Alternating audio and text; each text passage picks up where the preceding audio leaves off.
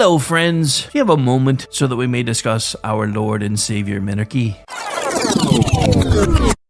No, seriously, I'm just kidding. Hi, my name's Rick Robinson. I am the general manager of KLRNradio.com. We are probably the largest independent podcast network that you've never heard of. We have a little bit of everything, and by that, what I mean to tell you is we have news, pop culture, special events, conspiratainment, true crime, mental health shows, drama productions, and pretty much everything in between.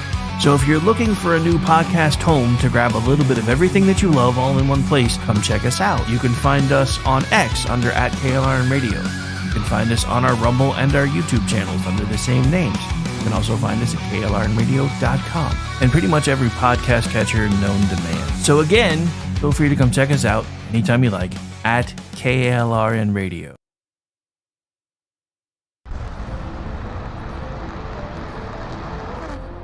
Are you ready to reach for the stars? Tune in to The Lost Wanderer, the #1 monthly podcast on good pods in astronomy. Join our host, Jeff, as he takes you on an interstellar adventure to explore the mysteries of space and the wonders of science. From rocket launches and distant galaxies to the latest discoveries in astronomy, each episode is a thrilling ride through the cosmos. Don't just gaze at the stars. Come explore the universe with us. Follow The Lost Wanderer wherever you get your podcasts, and let's discover the stars together.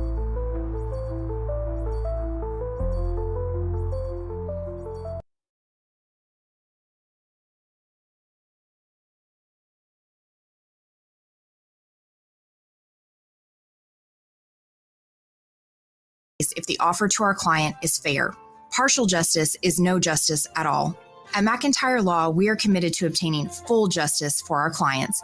Contact McIntyre Law at 405-917-5200 or visit us at mcintyrelaw.com. Hi, everyone. This is JJ, the co-founder of Good Pods. If you haven't heard of it yet, Good Pods is like Goodreads or Instagram, but for podcasts. It's new, it's social, it's different, and it's growing really fast. There are more than 2 million podcasts, and we know that it is impossible to figure out what to listen to.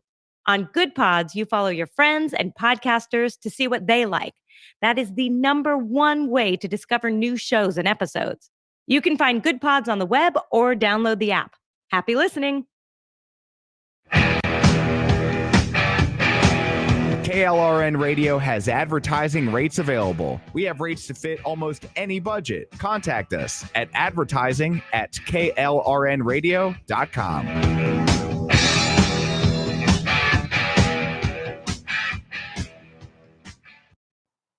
The following program contains coarse language and adult themes. Listener discretion is advised. I take a breath, I'm not gonna lose. This is what I came here to do. Keep on doing what you do, Rick. You're my favorite host. Favorite.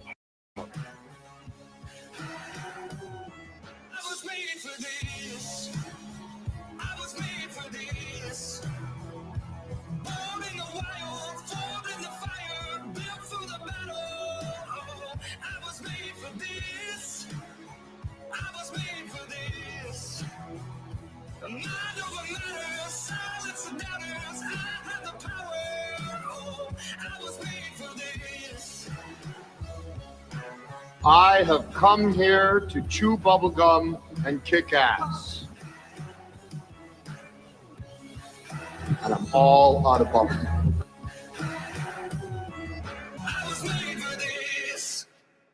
It's time to hear the truth about America's biggest challenges. You're listening to America Off the Rails with your host, Rick Robinson.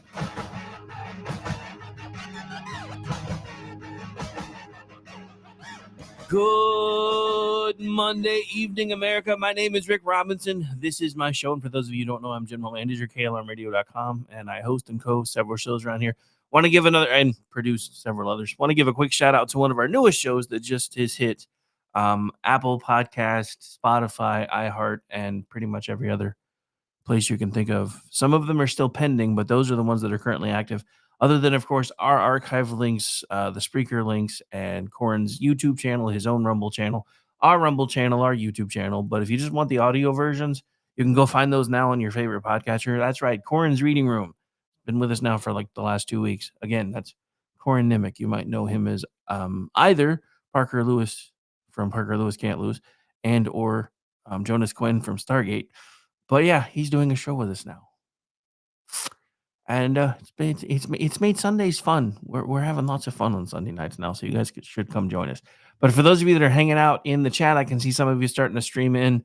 I only announced the show about 20 minutes or so ago, so not expecting large numbers tonight. This is usually my off Monday night because America Off the Reels usually runs every other Monday night and every other Wednesday night, alternatively, depending on what we have on the schedule for Wednesday. So I wasn't actually planning on doing a show today, but there's just been too much news not to do a show today. So we're going to do about an hour. We may or may not take another break. It depends. I've got a lot of material to get through, so we may not take a bottom of the hour break. But then again, even if we don't, I'm the boss. It's not like anybody can yell at me that much. But like I said, there's just too much going on. So one of the things that I want to talk about today, because I feel like even Glenn Beck jumped the gun on this today, and I hate that I keep coming down on the wrong side of people that I respect in this industry who've been doing this longer than I have been. I mean, I've been doing it a lot longer than most of you know. I've been involved in podcasting and right-leaning punditry now since 2008, 2009.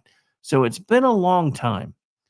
But today, all I kept seeing from everybody, even before they knew what was in the executive order, was price controls are bad, which I agree with. But these aren't price controls, at least not in the way that you're thinking. I get it. From his insulin stuff from the first time, as soon as he started talking about a drug prices EO, everybody jumped to that, and they're like, oh, he's going to do this, and this is terrible, blah, blah, blah, blah, blah. But anyway. The problem is, and look, I'm not necessarily saying that this was all bad, because we do a lot of the R&D when it comes to drugs. So the drug companies have to get the money back from somewhere. But what I never really have understood is why they make us pay the lion's share of that. And that's what this executive order is seeking to deal with. And it's not to force our prices lower. It's, well, not directly. It's to force the other countries to have the research and development costs spread around more equitably so that we are not paying the lion's share for the R&D anymore, since they are also benefiting from these medications. Now, I know it seems like these two things might be at odds with one another because we have an HHS secretary who thinks one of the biggest problems that we have with our health crisis in America is that everybody's on too many prescription drugs. And at the same time, you have an administration that's fighting to lower the cost of the prescription drugs. So these two things might seem like they are antithetical to one another, but I present to you that they are not. Because we have been, whether anybody wants to admit it or not, and we're now finding this out in so many different ways, that we have been subsidizing foreign healthcare in so many different ways, including with the pharmaceuticals, but not limited to. I'm not actually hanging out. I'm sharpening my straight razor. What are you, Steven? Are you going to go after Hog next too? Yeah, we may get into that tonight if I have time. The long knives are out for him. I don't really care that much. I think he brought it on himself, but we may or may not talk about it. And if we don't get to it tonight, we can we can always talk about it tomorrow, because I do the daily show starting tomorrow, and that one's 3 hours. So whatever we don't get to tonight, we will definitely get to tomorrow. But I want to spend some time on this because this is some notes that I've managed to put together about the EO for today. So the executive order outlines several directives to achieve the goals stated by Trump and as detailed by the White House and echoed all over the place today. The Department of Health and Human Services, HHS, led by none other than Robert F. Kennedy Jr., is tasked with communicating price targets to pharmaceutical manufacturers within 30 days. These targets aim to match the lowest global price for equivalent drugs. If manufacturers fail to make significant progress toward these targets within 6 months, the administration will pursue additional measures. They're also going to be instituting a most favored nation pricing mechanism. HHS will establish a direct-to-consumer purchasing program allowing Americans to buy drugs directly from manufacturers at manufacturer pricing, bypassing middlemen like pharmacy benefit managers and PBMs. The policy applies broadly, potentially covering all medicines, not just those under Medicare, unlike the narrow 2020 manufacturer MFN attempt limited to Medicare Part B drugs, e.g., infusions. The U.S. Trade Representative and Departments of Commerce are directed to address unreasonable and discriminatory foreign policies that suppress drug prices abroad, which the EO claims drive up U.S. costs. And they're not right. He's not wrong. By suppressing what can be charged elsewhere, they pass those costs on to me and you. And they do this all the time. So this is not price controls in the manner that you're thinking. Now, I'm just now starting to wrap my head around this. But in a lot of ways, I don't have a huge issue with this. I don't like the fact that our government keeps having to step in to fix things that should be private market kind of things. But when it really comes to medicine anymore, do we even have a private market? Let's be honest. We don't really have one anymore, especially when it comes to pharmaceuticals. The U.S. Trade Representative and Department of Commerce are directed to actually. I just went over those notes. Sorry, I lost my place. The EO expands on prior efforts to facilitate drug importation, particularly from Canada, by directing the FDA to consider imports from other developed nations if prices remain high. If manufacturers don't comply, HHS may certify that importing drugs under Section 840-J of the Federal Food and Drug and Cosmetic Act poses no health risks and reduces cost, enabling case-by-case waivers for imports. The Department of Justice and Federal Trade Commission are instructed to aggressively enforce actions against anti-competitive practices by drug makers, such as deals with generic companies to delay cheaper alternatives. This builds on Trump's April 15, 2025 EO, which also targeted PBM transparency and competition. If price reductions are not achieved, the FDA may review or revoke approvals for drugs deemed unsafe, ineffective, or improperly marketed. The administration may propose rulemaking to enforce MFN pricing if voluntary compliance fails.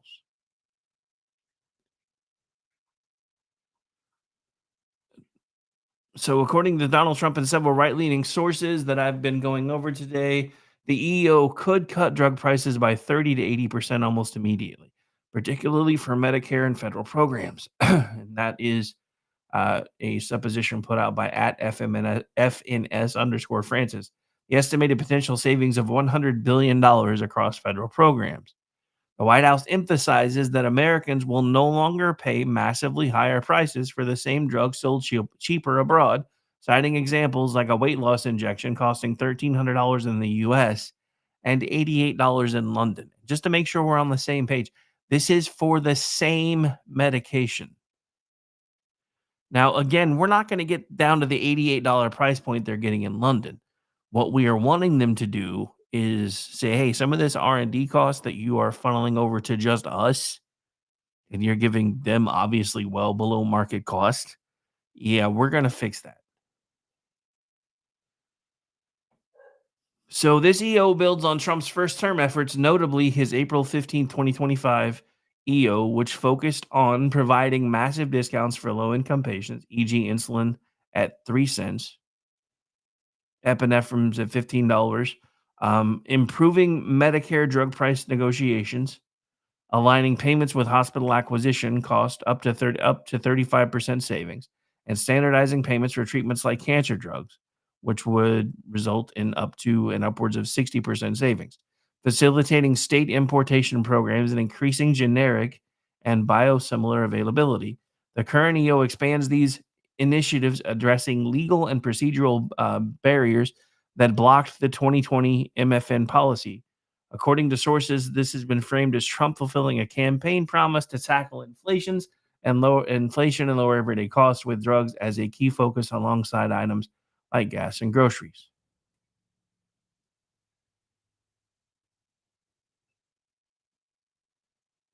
So there you have kind of a brief synopsis of everything that this is trying to do. Now, again, I'm not saying there isn't the potential for some price controls here, but Trump is trying to get away from that by saying you can either cooperate with us and do what you know you should do when it comes to spreading some of these costs around, or then we are going to have to control prices a little bit.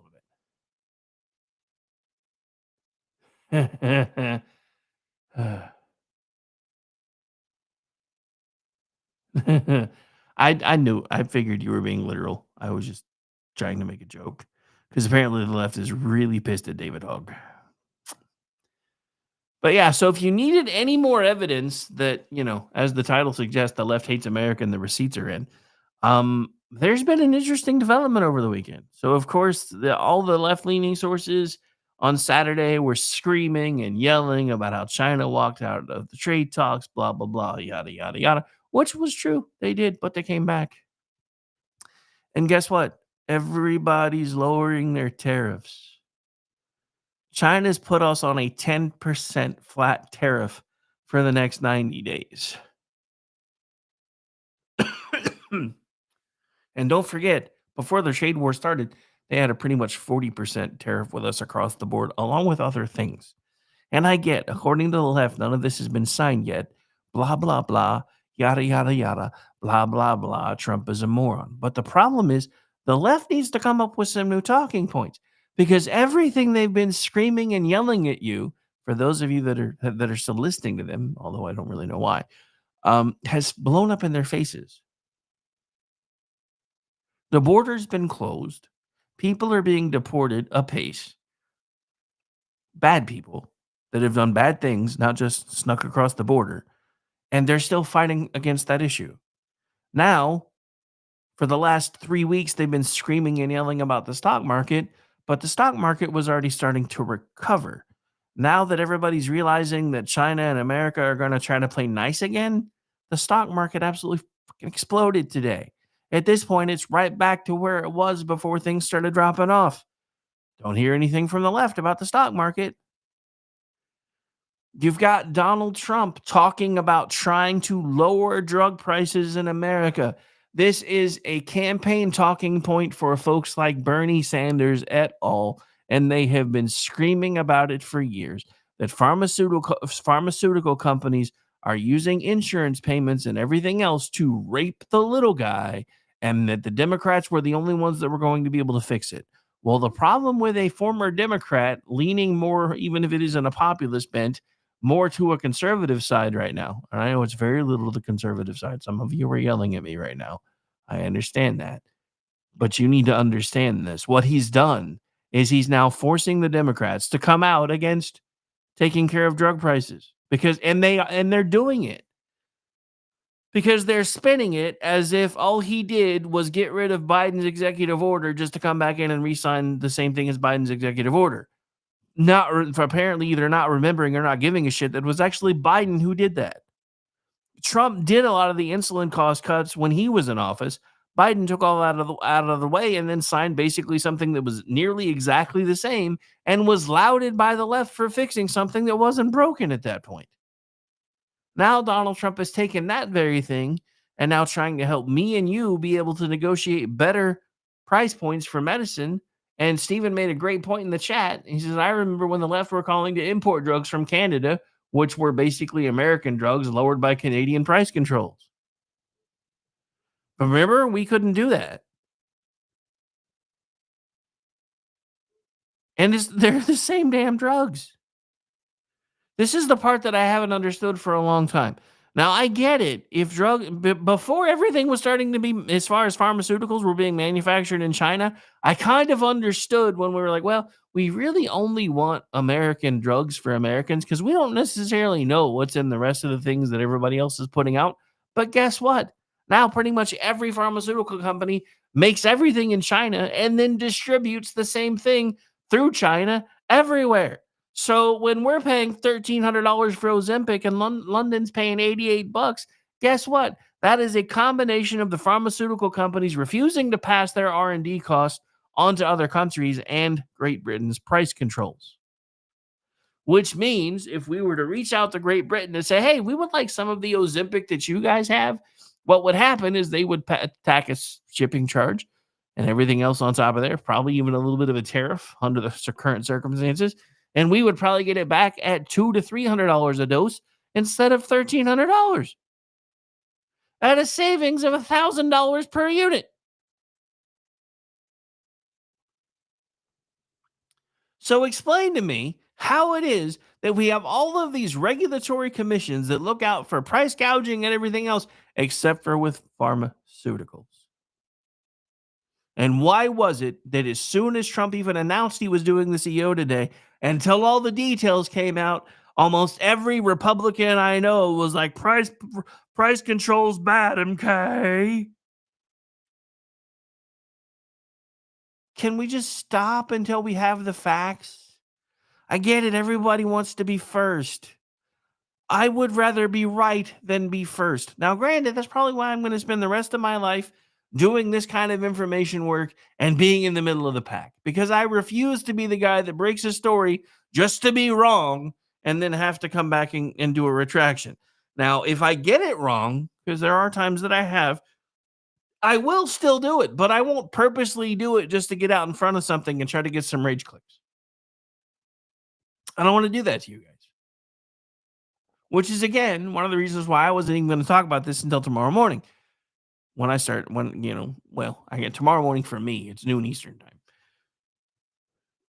But I wasn't even going to start talking about this till tomorrow morning. But the more I looked at the news cycle today, the more I was like, there's too much going on.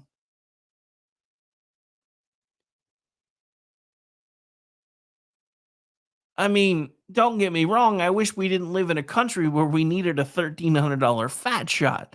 I think there's some things that we need to address. And this is coming from a fat kid who actually is trying to address them. Slowly, because once you put the weight on, it's really, really hard to get it off. But I'm nowhere near as heavy as I was a year and a half ago. Nowhere near as heavy as I was 6 months ago. Which is why I laugh my ass off when everybody on social media, oh, you're just a fat son of a bitch that don't know nothing. Dude, if you think I'm fat now, you should have seen me last year. But that's just it. I can fix fat. You can't fix stupid till they come up with gene therapy. And that shit's going to be expensive anyway, so I doubt you're ever going to be able to afford it. But I guess technically they have come up with gene therapy thanks to CRISPR. So that's going to be another story for another day, because that may turn into a juxtaposition topic soon, because wow.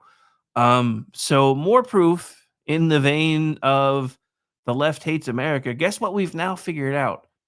This is according to the new, I'm just going to read some of this.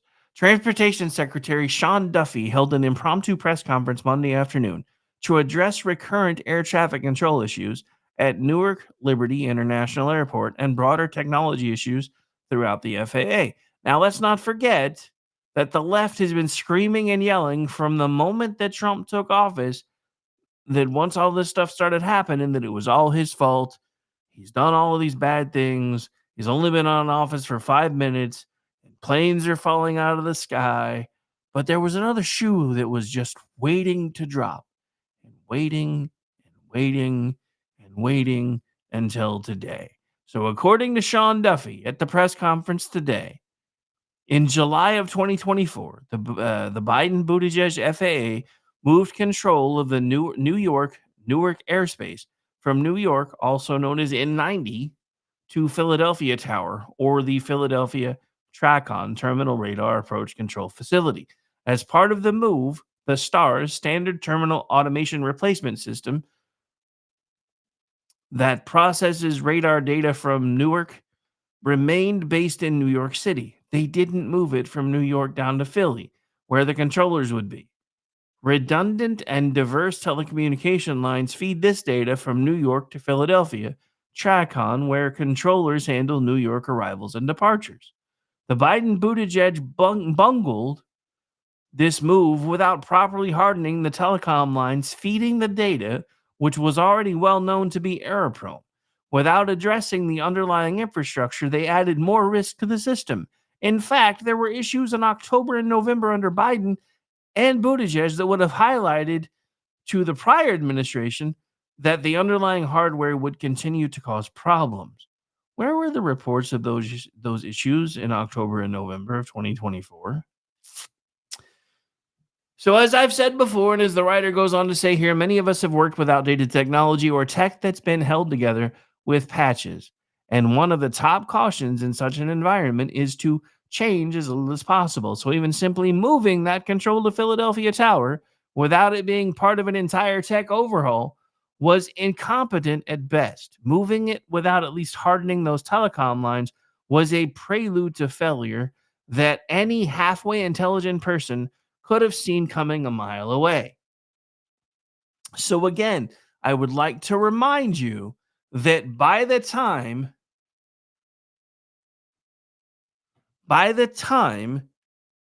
these things were starting to happen, we were in full on election mode and Biden was already gone. And if you don't believe me that he's such a spiteful old man that he was willing to let whoever came in after him start failing and gave no fucks, then I only need to point you to this. This was happening in October and November of 2024. There were issues similar to the ones that are all over the media now that nobody was talking about. I don't know about you, but I didn't know that for some fucking reason in one of the biggest cities in the country, and one of the busiest airports in the country, they decided to move the control for that down to Philadelphia? Are you kidding me? And they didn't even reinforce the lines to make sure that the communications could stay active and not have issues when you're dealing with technology from the 80s? I come from an IT background. That is asinine at best and murderous at worst. Someone should be facing charges for attempted murder. I'm not. This isn't even hyperbole. Someone was okay if people died. To make this move in the way that they did and not do what they needed to do to shore it up, at least at a minimum, someone made this conscious decision and they were fine if people got hurt or people died. And I would like to remind you, and this came from the Secretary of Transportation himself, that when he was briefed by Buttigieg, who, remember, had already been facing issues just like the ones that we just talked about because they're all over the media now when they weren't before. Oh, this is basically a department that runs itself. You don't even really have to do anything. As he was watching trains topple like a little kid running a train set with everything on full blast going around the turns, he was telling the incoming Secretary of Transportation, this runs itself. It's cake. Like I said, the receipts are in, and the Democrats hate America. They hate you. They want you to die. They don't even care if you're on their side. I need you to understand this. Were they somehow targeting airplanes that were only booked by conservatives? Is that even possible? You know the answer to that question. So why do we keep letting people that hate us anywhere near our levers of power? And I don't care what the letter is behind their name anymore because there's plenty of left-leaning Republicans too. That's why it's pretty simple. The left hates America. It's not about party affiliation. But there are also reasons why the left hates America. The left hates America because most of them have been taught for their entire academic career, which was to most of them the most important attainment you could have was academia, that America was an evil place. That despite the history, despite what we used to tell everyone, America was founded for all the wrong reasons. America was founded to bring the white people more power. America was founded so everybody else could be kept under heel. blah, blah, blah, yada, yada, yada, ad infinitum, when in reality, it's been them trying to keep everyone under heel. This is insane to me that we're now finding out that this was definitely avoidable. So the incidents on April 28 and May 9th resulted in very brief outages that impacted the STARS radar data displays going down. The most serious of these outages lasted approximately 30 seconds. This includes the STARS radar data displays going down again for 30 seconds. The STARS displays took approximately 60 seconds then to reboot and come back online. So there's been some discrepancy, 30 seconds versus 90 seconds. The outage was 30 seconds, but then the displays took another minute to boot. That's where you get 30 and 90 seconds, but the telecom was out for 30 seconds. The outage also interrupted the phone lines and radio frequencies for a very short period. This is how controllers talk to pilots. These frequencies returned almost immediately, which is why you heard pilots actually telling airplanes that they couldn't see them with the radar. On Friday, May 8th, the FAA implemented a software update to prevent future outages. The software patch was successful, and our redundant lines are now both working. We know this because on Sunday there was an outage. You all reported on that, and the outage was the main line went down, but the redundant line did stand up, meaning our fix worked.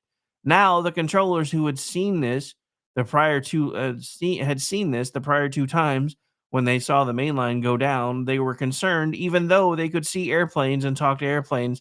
Out of an abundance of caution, they actually shut down the airspace for 45 minutes, but we still had our scopes and our telecom functioning on Sunday morning. So, where do we go from here? The FAA is taking a number of actions to fix the problem from short term to long term. First, Duffy said he has asked the Office of the Inspector General to look into the 2024 move from July of the TRACON from New York to Philadelphia and what was and was not done to harden the telecom lines and why. Next, Duffy announced that the FAA has replaced copper lines with fiber lines at Newark, JFK, and LaGuardia over the last few weeks, but that there's still a week or two of testing to be done before they can flip the switch and go live. This is crucial work because, as Duffy explained, the system is so old that even if you have high-speed fiber information coming into a TRACON or a tower, the equipment that we use is so old the information has to be slowed down because it comes in too fast. It has to go at the speed of copper wires. So in other words, they're speeding up the information from point A to point B, but in order for the information to actually be received at point B, they have to slam on the brakes so the systems can read it. This tells you exactly how outdated our stuff has been. And again, I would like to point out they are using 40-year-old equipment. Where was Pete Buttigieg? Why was he not talking about the fact 4 years ago that we've had at that point would have been at least 36-year-old equipment? And not to let anybody off the hook, where was Trump 45's transportation secretary explaining to people, hey, this stuff is outdated. We need to do something. Y'all need to start call your Congress critters so we can get the funding to fix this. That didn't happen. But not to let Obama off the hook. Where was him trying to fix this for 8 years? And let's not let 43 off the hook. Where was him trying to fix this for 8 years? This only puts us back to 2000. By then, even using the 6-month rule, and now it's even more than that, there used to be a standard rule. The technology evolved at about a 6-month pace. So for every year, there were 2 generations of technology. So we're talking about 40-year-old technology, which using the old rules would put it at 80 years out of use. So we're talking about 40-year obsolescence by Bush 43's first term. Anybody try to fix it then? No, of course not. You know why? Because the left, of all stripes and all letters behind their names, fucking hate America.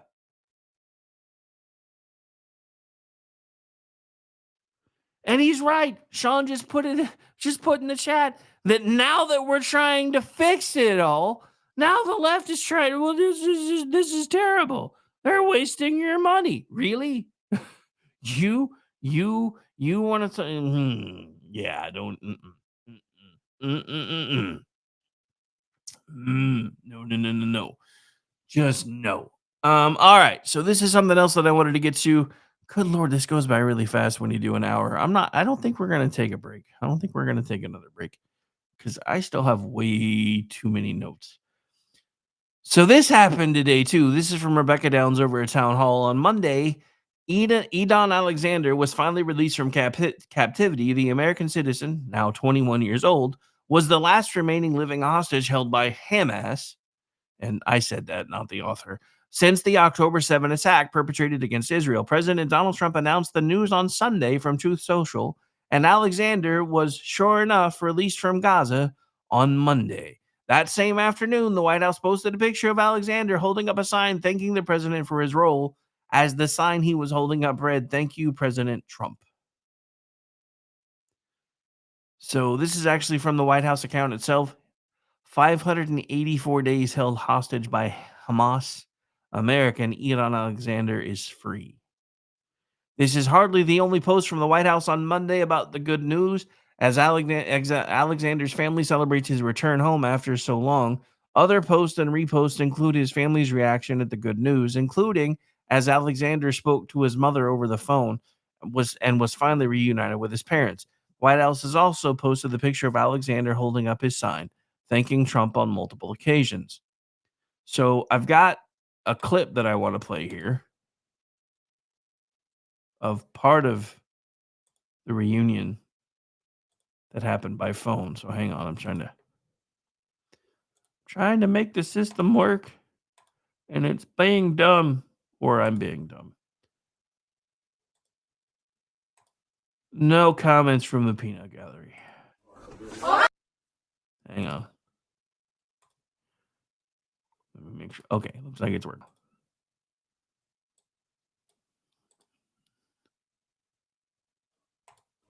Oh my God!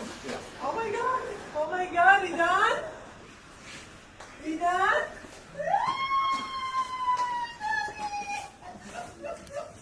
אתה בחוץ, נשמה שלי, אתה בחוץ. זהו, אני פה, אני מחכה לך. הכל טוב, אתה בסדר, אתה מוגן, אתה בבית. הכל טוב, תן בראש, אתה חזק, עוד מעט נפגשים. אוהבת אותך, נשמה שלי, אוהבת אותך, יאללה, אני רוצה לראות אותך, קדימה. They just released a photo of you. You look unbelievable, wow. You look beautiful, I love you so much. אתה נראה מדהים. I love you, and I'm gonna see you, like, soon. Very soon. So again, I say this to you without reservation or any thought of changing my mind. The left hates America. If you needed any more proof than that, or any more proof of that, all you need do is look no further than the difference between the two administrations and how this hostage situation with Hamas has been handled. The left hates you. Let's not forget that according to Barack Obama, we were going to have to tighten our belts, and Americans were going to have to get used to $6 per gallon gas prices for the good of the world. But these are the same people who every time we tried to warn you that if the government forces a wage increase, the corporations and the companies are going to have to pass that price point back on to you, and that was a fallacy. But when we started talking about tariffs, all the left kept saying is that is a tax on the American consumer. The funny thing is, the receipts are in, and while not entirely inaccurate, it didn't happen nearly at the level that they thought it was going to. As a matter of fact, they were expecting huge price point increases on cars. Never happened. When there was supposed to be a huge price point increase, it was going to be terrible for America.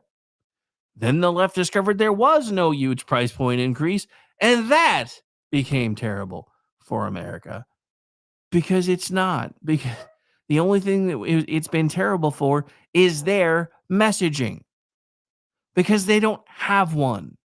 They've been trying to convince you that Donald Trump is Satan. They've been trying to convince you that Donald Trump is the Antichrist. They've been trying to convince you that Republicans hate you. If Republicans hate you, then why is it so many people from the left are coming to our side? Because they're being ousted from their own side. Hell, I've been hearing rumors that Fetterman is considering switching to independent because he's so tired of how his own party's been treating him, primarily because of his stances with Israel. The left hates you. And Steven, you just made a point that I was about to make. The leftist billionaires, the ones that are still on the leftist side, the only thing they care about is that up until now, they've had control of the economy. Because most of them have figured out how to worm their way into all the most expensive parts of what make your and my life as hard as fucking possible. And they've managed to make a fuck ton of money off of it. And Donald Trump is cutting them off at the knees. Those are the people that are screaming and yelling. Those are the people that are now funding all of these so-called organic protests because guess what? USAID and USIP can't do it anymore. They ain't got no money. Or they're not supposed to have any money. Got to wait for Congress to finish cutting the head of that fucking snake off. And has Congress done that yet? I don't think so.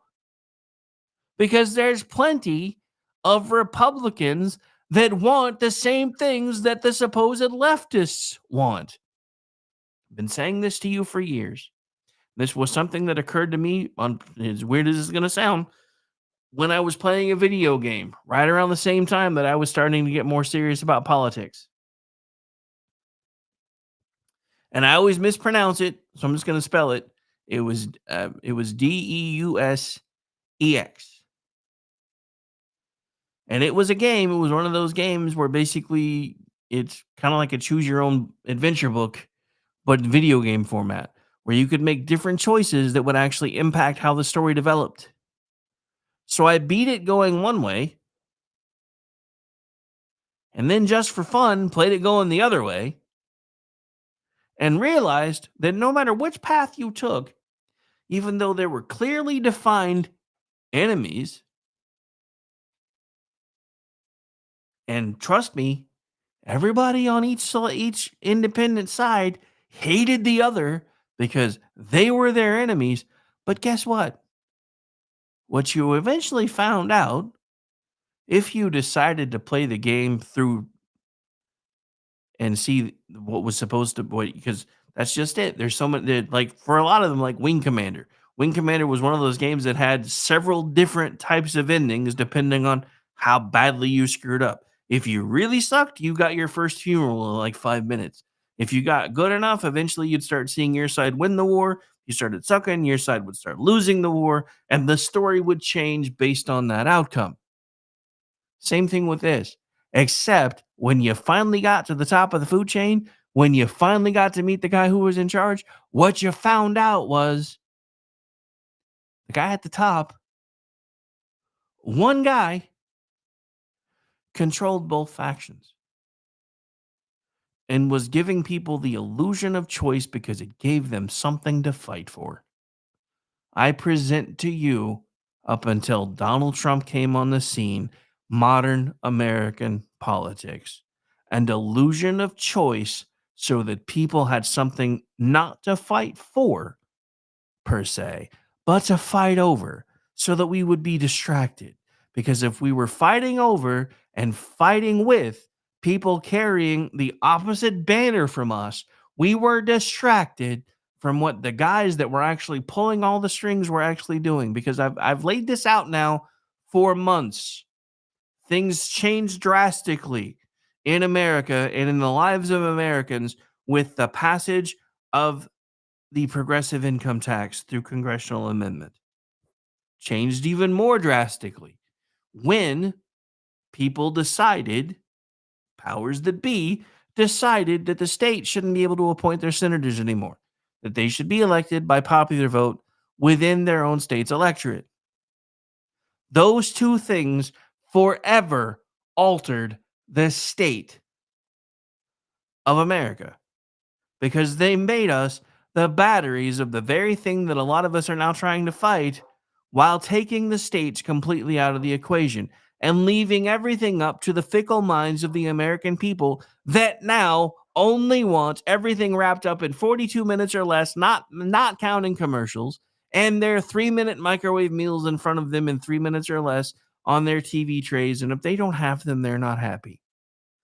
And this, the outcry, the little bit there was before the funding started up again, tells you everything you need to know. Americans are addicted to cheap shit and to be able to get it as quickly as they can because they have to have their stuff fixed.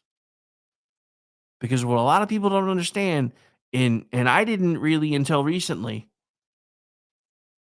I remember now, because I don't really play video games that much anymore, but I remember the dopamine hit that I would get when I got a new video game. Even as a kid, I was so excited because I was going to get to go home and play it. And back then it was awesome because my parents took care of everything.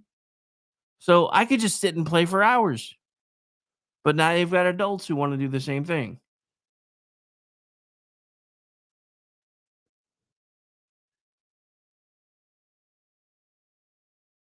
And you've got an entire group of people that have taken that dopamine hit and they get it from something all of the time. Steven, you need to DM me the title of that book. I might want to read that one. I don't think I've read it. Usually I can tell pretty quickly if I've read something. I don't think I've read that one. All right. So, we're down to like 14 minutes and I got Sean coming up behind me. Dang it, I forgot to build him into the title again. That's all right. So there won't be a title card change, but here in about 13 minutes, well, actually probably about 12 and about a minute commercial break, there will be SHR's Edge of Liberty. All right, so there's been a couple of good news stories I want to get to at the very end. So this is again from our friends at Red State. This is from Susie Moore. Trump admin has scored another court win as federal judge rules IRS may share illegal alien data with DHS. The Trump administration scored another legal win Monday as D.C. District Court Judge Dabney Frederick, maybe that's why the other guy's been getting all the cases, denied the plaintiff's motion for a preliminary injunction in a case challenging the Internal Revenue Service sharing of data with the Department of Homeland Security for immigration enforcement purposes. The order by U.S. District Judge Dabney Frederick came amid a lawsuit by Centro de Trabajadores Unidos, an immigrant aid group against Treasury Secretary Scott Bessent. At its core, this case presents a narrow legal issue. Does the Memorandum of Understanding between the IRS and DHS violate the Internal Revenue Code? It does not, Frederick wrote in his order. Note, Frederick, a Trump appointee, is a woman, so that would be her order. Wow.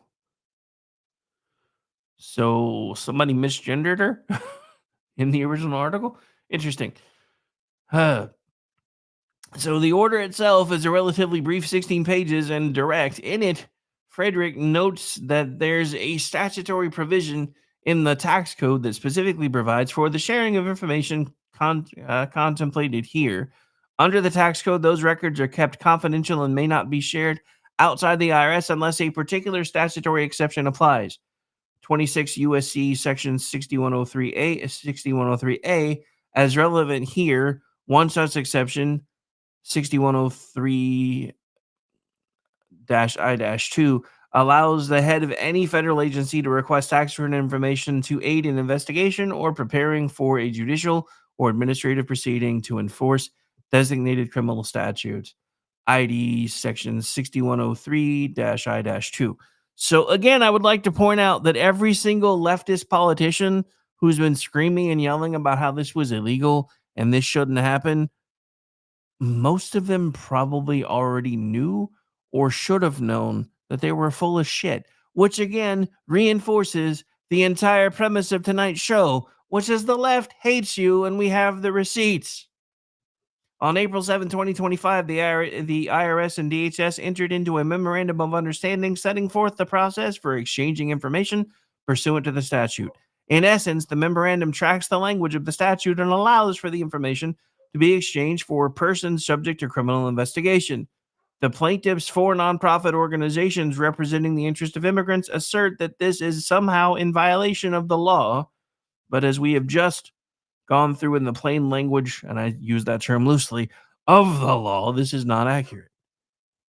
So again, more proof that the left hates you. It's all good. If you can remember it, cool. If not, I'll probably figure it out.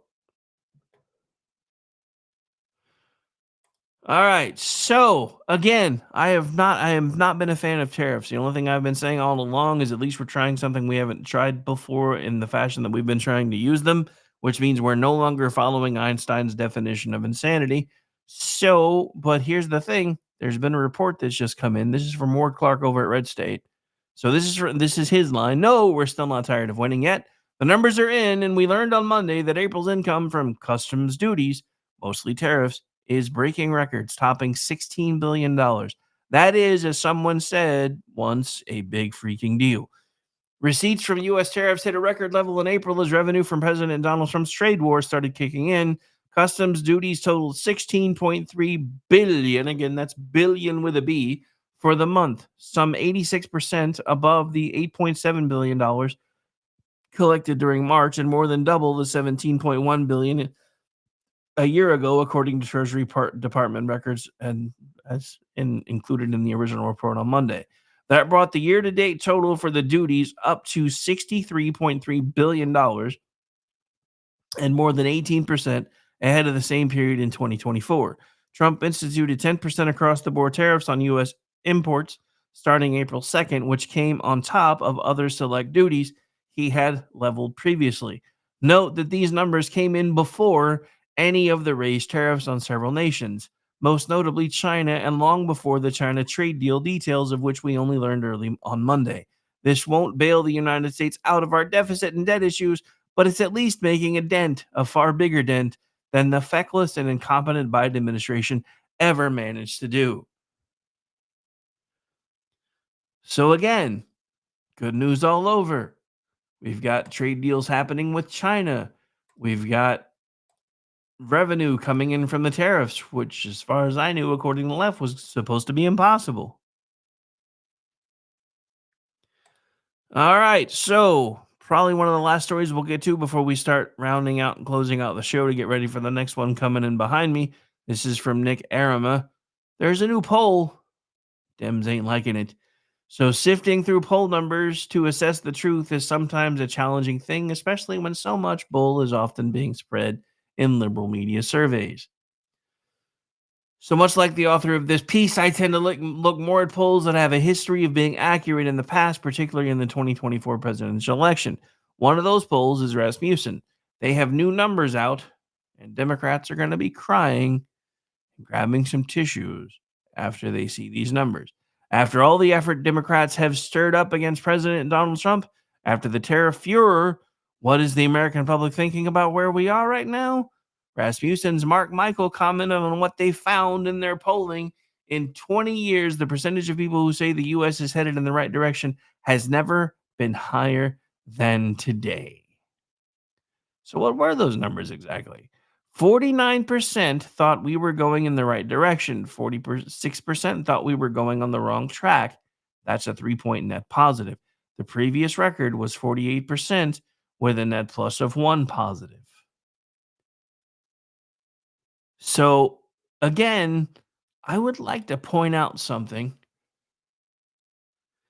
This is with Donald Trump having a 96% negative press coverage average. And still, because enough people are getting information from alternate sources, at least occasionally, he's still staying above water in so many things. Imagine if the media was doing their actual job and had not bought into this idea. And this is something that I talked about in a work chat earlier today. One of the things that we're running into, and one of the reasons you're seeing all the left is freaking out, is because, remember, in the opening of the program, I told you that most of them had been taught that America is an evil place. Up until now, even though America's been strong enough to do what they needed it to do to maintain their power, she's been weak enough that she couldn't do some of the things that she's doing right now, which is basically not to mix genders, slapping her dick across everybody else's faces across the planet right now and saying, "Hey, this is us. We're back, bitches. We're here. You're gonna listen to us now." We hadn't been doing that for a while. We hadn't been Bigfooting anybody, not in a way that matters, not in a way we are right now, not in a way that makes everybody understand that we're done being bent over a fucking table. But here's the thing. They wanted America strong enough to influence things on the way to getting what they wanted, which was for everything to eventually fall apart. So a bunch of elites could step in, clean things up, and say, we're the new government now. Kneel before Zod. But now they've got Trump in the way.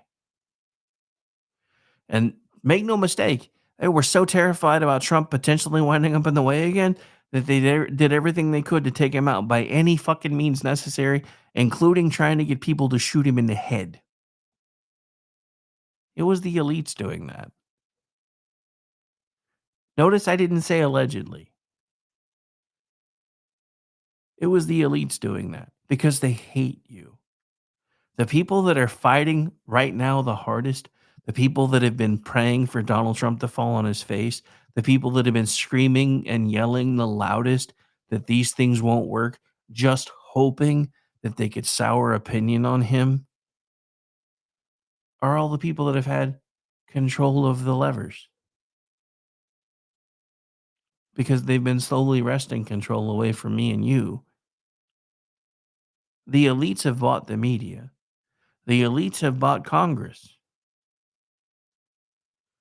Why do you think they're screaming and yelling so loudly about Elon Musk?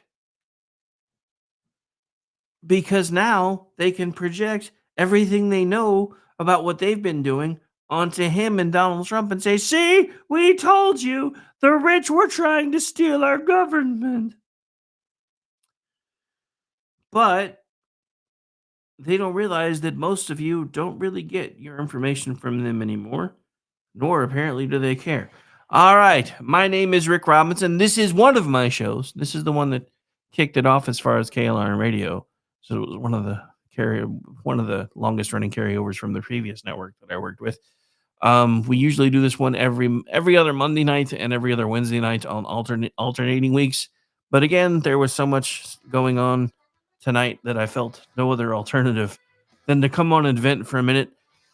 Since it was not very well promoted, I want to thank the 200 plus of you that came and hung out with me tonight. Stay tuned.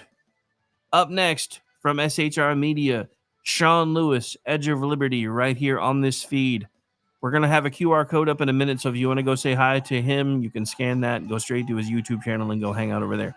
Please come here first so we at least get record count before you go over there.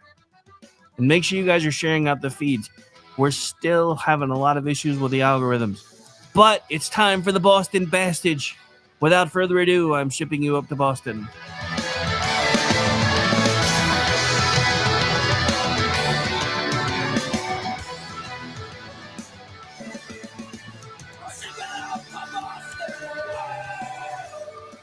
Hello, friends. Do you have a moment so that we may discuss our Lord and Savior Minarchy? No, seriously, I'm just kidding. Hi, my name's Rick Robinson. I am the general manager of KLRnradio.com. We are probably the largest independent podcast network that you've never heard of. We have a little bit of everything, and by that, what I mean to tell you is we have news, pop culture, special events, conspiratainment, true crime, mental health shows, drama productions, and pretty much everything in between. So if you're looking for a new podcast home to grab a little bit of everything that you love all in one place, come check us out. You can find us on X under @KLRnRadio. You can find us on our Rumble and our YouTube channels under the same names. You can also find us at KLRnRadio.com and pretty much every podcast catcher known to man. So again, feel free to come check us out anytime you like at KLRnRadio.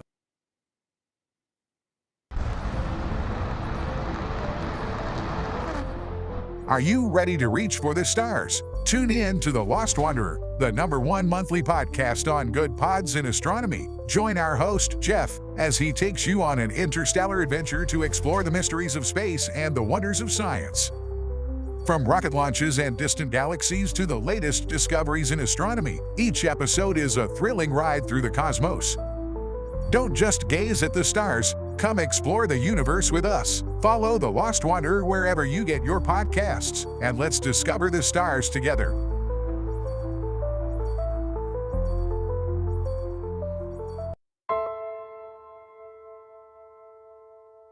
My dad. Hi, everyone. This is AJ, the co founder of Good Pods. If you haven't heard of it yet, Good Pods is like Goodreads or Instagram, but for podcasts. It's new, it's social, it's different, and it's growing really fast. There are more than 2 million podcasts, and we know that it is impossible to figure out what to listen to. On Good Pods, you follow your friends and podcasters to see what they like. That is the #1 way to discover new shows and episodes. You can find Good Pods on the web or download the app. Happy listening. KLRN Radio has advertising rates available. We have rates to fit almost any budget. Contact us at advertising@klrnradio.com.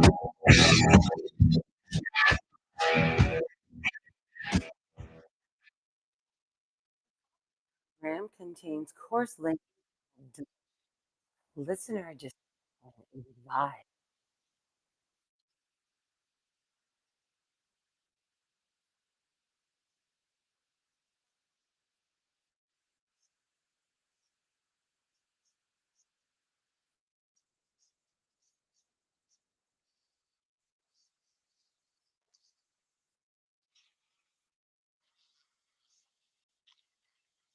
There, and you can jump in and join the live chat. So far, I've Reaver of Common Sense, the Phantom, Lost Wanderer on the chat. Good evening, and thank you. Thank you, thank you, thank you. Mother is only half the word. Yeah, sometimes it is. Sometimes it is. But the lesson that I'm learning, and I guess not learning as much as relearning, or maybe it's just the message is being spread more in my brain is you could literally Trump could get another country to give us pallets of our own money, just pallets of it, billions of it, and they'd bitch about the denominations that they were coming in. Now, you remember when the whole tariff thing started? It was end of days, according to the left. Oh, he's going to kill our economy. Oh, it's going to be horrible for Americans. Oh, we're all going to suffer. We're never going to eat food. Our ankles are going to fall off. All of these things that they do, they love to throw it out and just beat it into your head how horrible Trump is. And the tariffs was one of those things that, man, so one of the things the left does is they love to make these over-the-top ridiculous statements about whatever Trump's doing. Doesn't matter. And how horrible it is and all these reasons that it's horrible. And they just bombard you with it, right? I mean, that's just what they do over and over and over again. This is why it won't work. And it's not even day one. It's half a day from the time that he made and it doesn't matter what he's talking about. He goes out and he says it. Hey, Ricky's in the chat room. Good sup, motherfuckers. What's up, Ricky? And they just blow it up. Oh, this is why it's going to end mankind, definitely going to end America, and why Trump is going to be the reason that we fall. And they start listing all these ridiculous things that are never going to happen. And they haven't learned. And maybe they won't learn, and I hope they never learn. Like, never change mainstream media, honestly. I know I bitch about you all the time, but never change because you make it too easy. All these pundits talking about the tariffs and how it was going to send us into the Stone Ages, and the price of Matchbox cars is going to be $45, and your daughter's not going to be able to buy $152. Yada yada yada. Hey, BZ's in the chat as well, and it never happens. And then we get proof of that and the latest tariffs. Now, the UK tariffs were pretty reasonable, I thought, actually. Over 100,000 cars were made exempt. Markets open to the U.S. for ag, beef, ethanol. Total U.S. estimated benefit, $20 billion a year. Not too shabby considering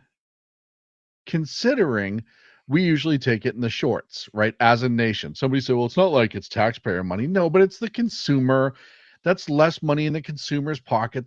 So we take it in the shorts. Just because it's not necessarily direct taxpayer money and the government's not paying them does not mean that the average consumer doesn't take it in the shorts with these tariffs.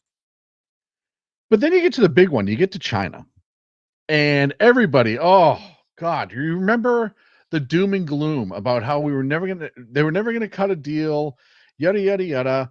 And the rest of us who had half a fucking brain cell in our head said, wait a minute, if we raise our tariffs on China and we make them sell less, that's gonna kill them and they can't sustain it. We can sustain without China. China cannot sustain without us, especially because China's economy, even before all the tariffs, what talks happened, and maybe what I'm sure that was part of why Trump moves when he did. But their economy was already hurting. They're already in a bad place. They're overspending. They're not making enough. It was not great. So the tariffs came, and here's the deal that Trump cut so far: 100 from the China tariffs from 145 to 30%. Now, for those of you who aren't good at mathing, if something once cost $1.50 or $1.45, it now costs 30 cents. See, that's how it works. They were charging $1.45 for tariff, and now it's 30 cents. And you multiply it as it goes up. Hopefully you can figure that out. And access to rare earth minerals. Now, why is that important? Well, all of our electronics require rare earth minerals. And as much as consumer electronics, that's important that it covers rare earth minerals, our military electronics, radars, computer systems, all of that stuff requires rare earth minerals. We had minimal minerals, but now we're going to get more. China's tariff in return, ours 145 to 30. Oh, I'm sorry. That's how much our tariff was going into China. I apologize. I got my words mixed up. Coming back out, China to here, $1.25 to 10%. So if a Chinese product cost $1.25 before, it is now 10 cents. And all of that is great. But the rare earth minerals are actually what makes this deal important. You see, all of our military equipment, all of our defense technology, all of our offensive technology requires chips, microchips, electronics, all of this other stuff. And in order for us to be able to maintain that, and that now outside of that, we're also talking about medical equipment, anything that requires electronics and computers. We were having a hard time keeping up with the demand in our own country for this. And now we can get the rare earth minerals, bring them over here, and produce it ourselves. That is enormous. And I'm sure, but I'm going to guess. Let me say I'm going to guess. 85, 90% sure is when that happens, we're going to stockpile that. I'm sure we're going to be buying massive amounts up front. Chinese citizens were suing the Chinese government because of the loss of jobs. Yeah, but it's a communist country. I mean, at the end of the day, they don't give a shit about that. Communists don't care about citizenry. Communists don't care about people. That's what it comes down to. They care about money and control. Now, if these tariffs were leading them to, say, an insurrection, overthrow the government, then they would care. If this meant that they would completely lose all of their wealth, the Chinese government, not the people, then they would care. But the lawsuits, they don't give a shit about that. As a matter of fact, I bet you anyone who filed a lawsuit against China is probably going to end up in a concentration camp somewhere. BZ said Taiwan exports to U.S. exceeds those to China. Yes, But the rare earth minerals is where we were limited. We were limited by and large. So that's a huge win. And I don't think people understand that. Yeah, the financial part of it is good. Everything, all the crap you buy on Amazon is going to get cheaper, actually. So that's a win, right? We buy so much shit from China. It's not even funny. And we shouldn't. I mean, honestly, we should be building it here, but people here just don't have the stomach for that because the environmentalists lose their shit and something might go up by a quarter to have a much better made product. But we are where we are as far as purchasing everything for China. And now all of that shit that you're going to buy is going to be cheaper. So, the dollies with the lead paint and all that other stuff going to be much better, much cheaper. You're good to go. But our ability now to stockpile and produce our own chips to secure our own defense and offensive weapons is astronomically freeing. Now you get into medical supplies, you get into other things, and to be able to have chips from those, now you're starting to look at being able to be self-sustaining. And yeah, if God forbid the worst ever happened and we ended up in a fight, a skirmish, what you will, with China, hopefully we would have enough stockpile that we could go without for a long period of time. That would be the plan. It's almost like our strategic oil reserve that the Bidens used to lower gas prices by 4 cents every time there was some important election or something happening. So it's huge. It's good. It's unbelievable. And once again, Trump proved all of those fucking liberals wrong. All of them. Proved it. Oh, no, he's getting into a tariff war, and how dare. When was the last time you remember any other president going after tariffs to make things cheaper for us and not just giving away the house? And yet Democrats are crying at the top of their lungs, talking about how fucking terrible it is that our life is going to be so much better. Cost of energy is high here compared to China, Jersey Joe. You make a very good point. Also, the cost of labor is higher here compared to China. I understand why the jobs went to China. I'm not saying I'm happy about it. I understand is because over there they can have an 8-year-old in a mine getting the boreum or whatever you're trying to get out of that mine. They can also be making sneakers for Nike, which they do. They can also be making cell phones for Apples. And yes, I know Apple moved their cell phone production to India. Great. Now it's 8-year-old kids in India making it. But at the end of the day, if Clinton, who, by the way, was the real predecessor for all that, he was the one that started shipping our jobs overseas. And when I tell you that Bill Clinton, and I said this on Sackheads a bunch of times, hey, Big E's in the house, Mission Ready Men. When I tell you that Clinton mortgaged everything onto the next generations in order to get a political gain in his term, I'm not kidding.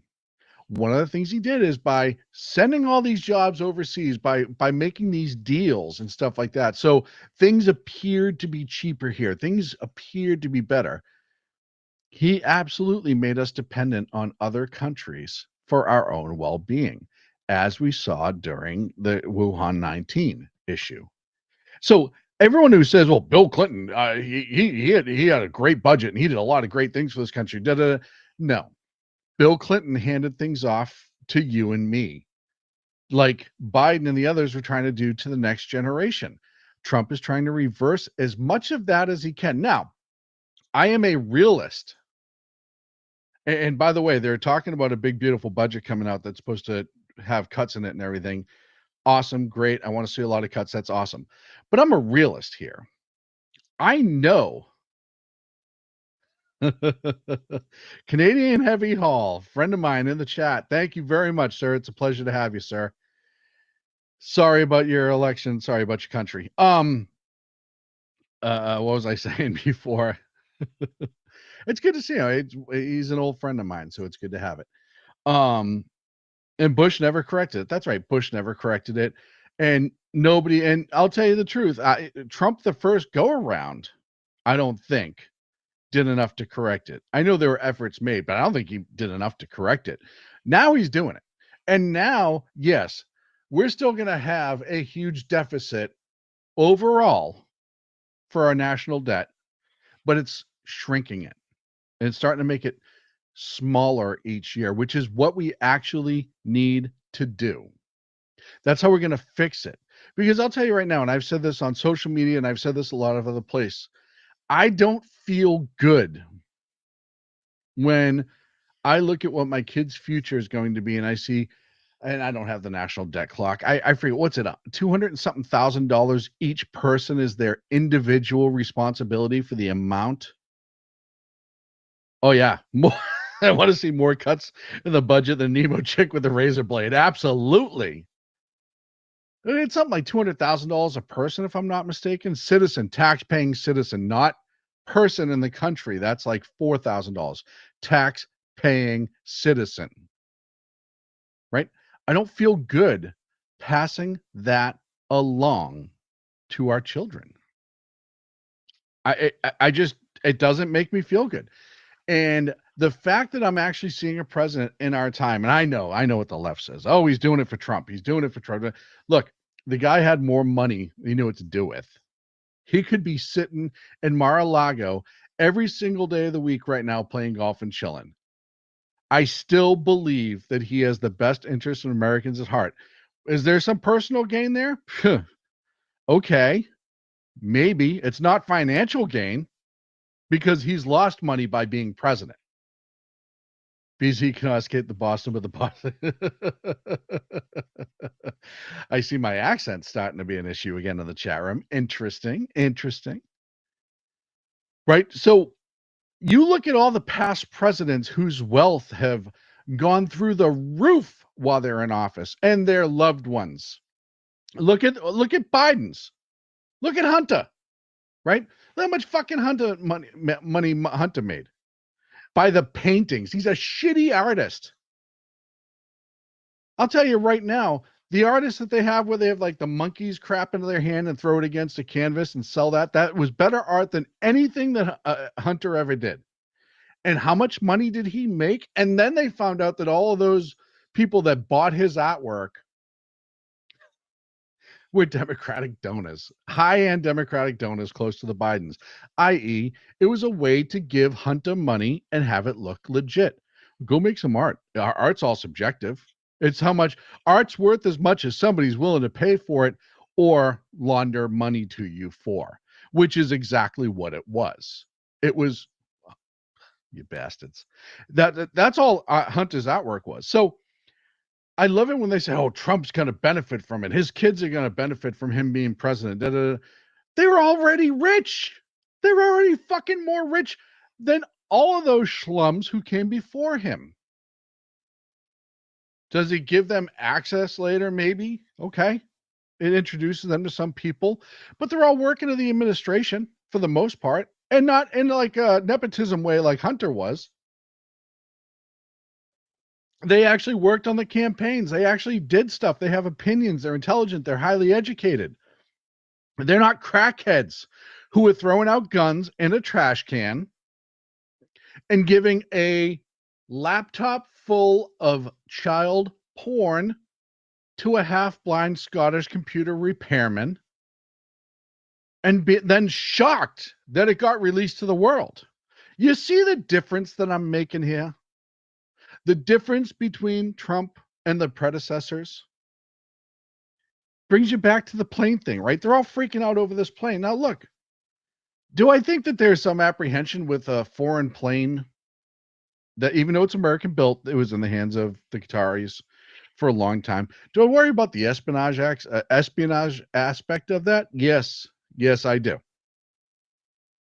Do I know it's going to be swept a billion times over and over again? And I probably have absolutely nothing to worry about because the technology they have to do that is probably far better than I can imagine. Almost certainly. I see Sean is registered on on how the Sam Adams scale again. You bastards. Telling you, it's a rough room. Rough room in here, I say. Rough room. So let's talk about that for a second, because I was going to jump to another topic, and I'll get back to that. But let's talk about the whole plane thing, which I think is absolutely hysterical. As I said earlier, Trump could get billions and trillions of dollars sent to us in pallets of money, and Democrats wouldn't like the denominations that it came in, right? That's just a given. But the whole plane thing, right? We all know we have two planes being built right now by Boeing to replace Air Force One. Air Force One's over 40 years old. The two planes that are used as Air Force One, they're over 40 years old. The amount of upkeep on them is astronomical, just to keep them flying, just to keep them going. That's just how it works. As something gets older, it costs more and more and more to keep it going. So the Qataris offered the U.S. Air Force, not Trump, by the way. Before people go on there, oh, they're trying to bribe Trump. No, the agreement is the U.S. Air Force can use this 747 as Air Force One. It's being donated to the United States. Trump doesn't get to own it. It may go to his library afterwards. That doesn't mean he's going to be flying around on it. He's already got a plane. And by the way, he's said in the past, he's very happy with this plane, his 757. And it's a lot less expensive to run that 757 than it is to run the 747. So everyone's making this big to-do about Trump getting this plane from the Qataris. Like I said, espionage is the only thing I worried about. Buzz Patterson, who's a former Air Force pilot himself, if I recall, I believe he used to fly Air Force One. Let me see. I'm sorry. He used to carry the nuclear football, and he was a former pilot. My apologies. But he laid this out, and I'll put it up on the screen. It's going to be hard for everyone to see. We said, look, the Qatari 747 was built in the U.S. by Boeing. They're offering a newer 747 to replace two current AF-1s that have been flying for 40 years, which are tired and need to be replaced. The wing base at Andrews has also purchased aircraft from other countries in the past, which are currently flying our VP and senior government officials. This is not a new thing. Qatar is offering the jet to the U.S. military, not Donald Trump. As I said, the DoD contractor is based in the U.S. In fact, my dad, a retired Air Force general, used to work for them. They are, not unironically, also working to upgrade FAA technology as we speak, Newark and elsewhere. They will get the aircraft and perform all security and the installation of the system the AF-1 requires to safely move our president around the world, not the Qataris. And you and I will pay for that, but not the $400 million the 747 would normally cost. I could tell you exactly that it would require to modify the Air Force One for safe flight, but that's still top secret, and I'd have to kill you. Buzz, by the way, if you don't follow him on X, is absolutely hysterical. Air Force One will serve the sitting president, whether a Republican or Democrat, until Boeing gets their shit together and completes the new upcoming improved 747s that started under Obama, but was renegotiated under Trump and was completely ignored by the Biden administration. It looks like 2029 or 2030 will be delivery at the soonest. I love X, but sometimes the sky is falling, conspiracy crap grows tiresome, and I wholly agree. So everybody's making a big deal out of this because we got a free plane to help replace one of the two tired planes that are currently flying the president that costs us more money for upkeep. And they're going to ballistic about it. Oh, this is a direct gift. Trump can't take a gift, yada, yada, yada. We can't. He's the president. He can't. He's not. The fucking Air Force is. It's the U.S. Air Force. They run it. It's not even, don't get me wrong. Secret Service has a big hand into what goes into that plane, how it's defended, and yada, yada, yada. But it's still the Air Force that runs it, maintains it. They'll square it out. They'll make sure it's retrofitted. They'll go through and make sure there's no bugs, yada, yada, yada. That's what they do. But the side of the plane does not say President Trump of the United States of America. It says President of the United States of America. And when Trump leaves office, which he will, the next president will have it until the new 747s are ready. And they're acting like this is a personal gift from Trump, for Trump rather. And they said when it finally retires, which we're looking at probably 2029, 2030, as Buzz said, it may, if Trump has a museum, it will probably go to the Trump Museum, which has happened with other Air Force Ones in the past. Reagan has one, JFK has one. That's just what they do with them. They retire them, and then they, instead of destroying them, they find a place to show them off, to let people walk through and see what it was like. But they're not going to keep it around when they have two brand new ones rolling off the line. That's not what they do. They maintain two on purpose. So that third one would get retired anyhow. And when it's retired, why shouldn't it go to a Trump museum or a presidential museum? Who cares? It's not going to go to Trump directly. Everybody knows that. It will not go to Trump directly. That's not even being discussed, but the Democrats are trying to say that's what it was. Which again, as I spoke of earlier in the show, it never ceases to amaze me what they will say, even though it's not true, to try to make and score political points. They will lie through their teeth. Politicians too. Where's that? Oh God, what's that? The pussy Kinzinger.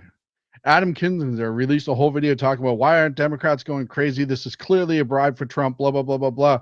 Which, and I stated when I responded, it's amazing how he's looking to Democrats for help because he's a Democrat. He says he's a Republican, but he's a pussy. I mean, Democrat. He is a giant, useless, walking vagina, is Adam Kinzinger. All he wants is for us to go to war with Ukraine, put boots on the ground. That's like his ultimate wet dream.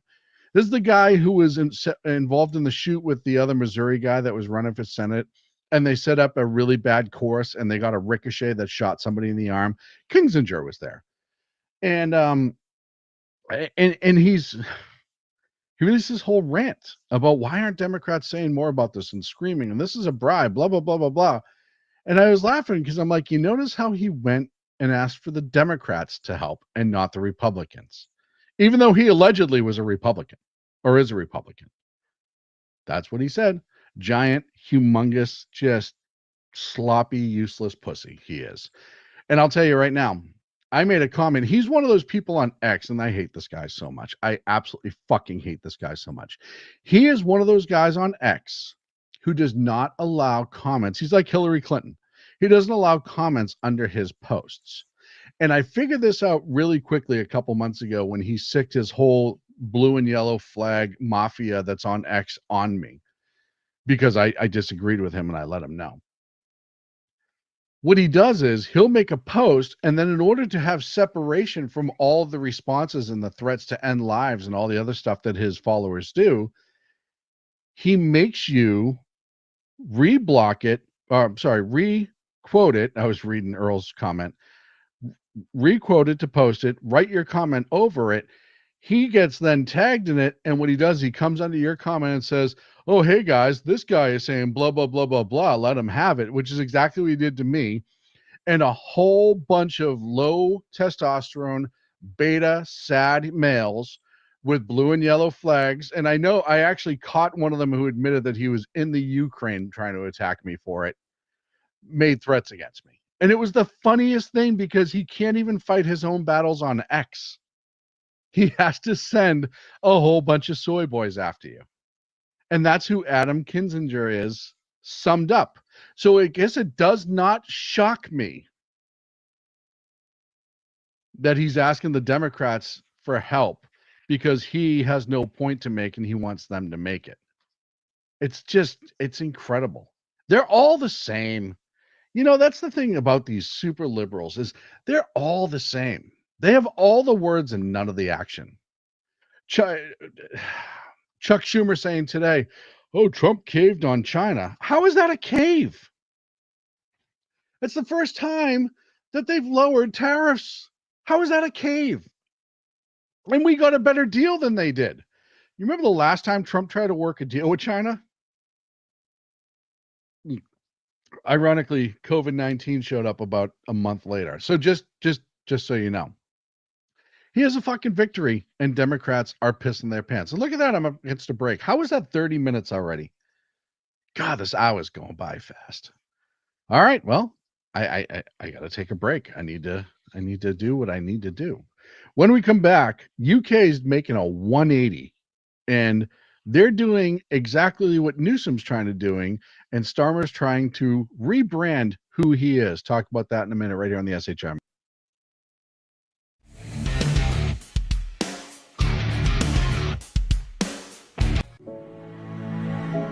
Freedom. One nation in all of human history was built on that bedrock. Ours. A republic of the people, by the people, and for the people. Self-government requires freedom, just as freedom requires an individual willingness to self-govern. Freedom has made America exceptional, but it can only last as long as you and I seek the good, as expressed by the laws of nature and nature's God. It can only last if you and I choose to act as people of character. Forging character has been the pursuit of Hillsdale College since 1844.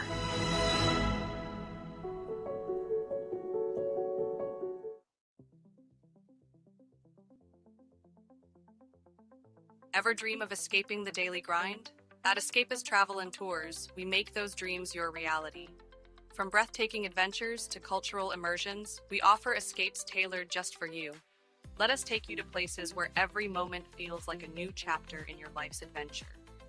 Visit www.escapist.travel or call us today at 1-855-885-81776. Your escape awaits.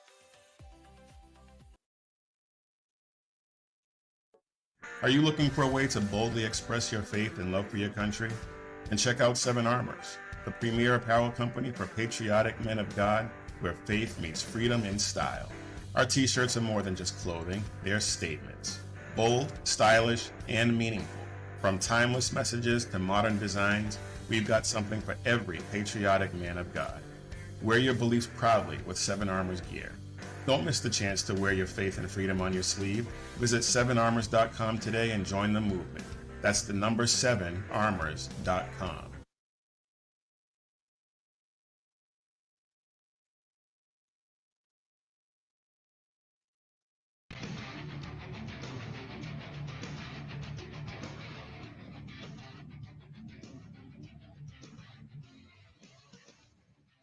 Welcome back to the Edge of Liberty right here on the SHR Media Network. Trying to get caught up in chat. BZ says that Xi Jinping who blinked. I agree. This hour. That's right. I said it. We need the ping. Reaver Common Sense. Jersey Joe, who's on this evening. Make sure you check him out on Friday, 6 p.m. Pacific, 9 on the East Coast. It's 30 minutes because 1,800 seconds have gone by, which is proof that Jersey Joe's starting to use AI more and more. I'm sure you typed that into Grok to figure the answer out there. Eva for the win. Wish I could escape the daily grind, which is hysterical because he's retired. I have David Hogg up there because something happened. I want to talk about this really quick and then I'll move on. And I thought it was absolutely hysterical. David Hogg, it looks like, and I've seen this in several reports now, it looks like they're trying to force him out. Now, you remember it was what, last month, David Hogg made a post, something to the effect of, we have to fight harder, we have to do more, we have to get dirty, yada, yada, yada, and really, like, essentially admitted to how Democrats do politics. They get dirty, they'll be violent, they'll do all of these different things and support it behind the scenes. And because he said it out loud, now it looks like the DNC is trying to get rid of David Hogg. They're trying to choke the hog out. Anyhow, sorry, that was... Oh, here's another story right here from the Blaze. And he even said in this comment, today the DNC took its first step to remove me from the position as vice chair at large. So I would absolutely...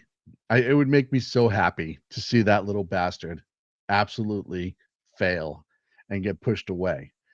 So let's talk about Great Britain for a second. I'm going to talk about Gavin last. Let's talk about Great Britain for a second because, as we know, England, much like our friends to the north, sorry, Kyle, is not the country it used to be. And look, don't get me wrong. We were on the path to that too, but at least we have a leader now who's trying to change it.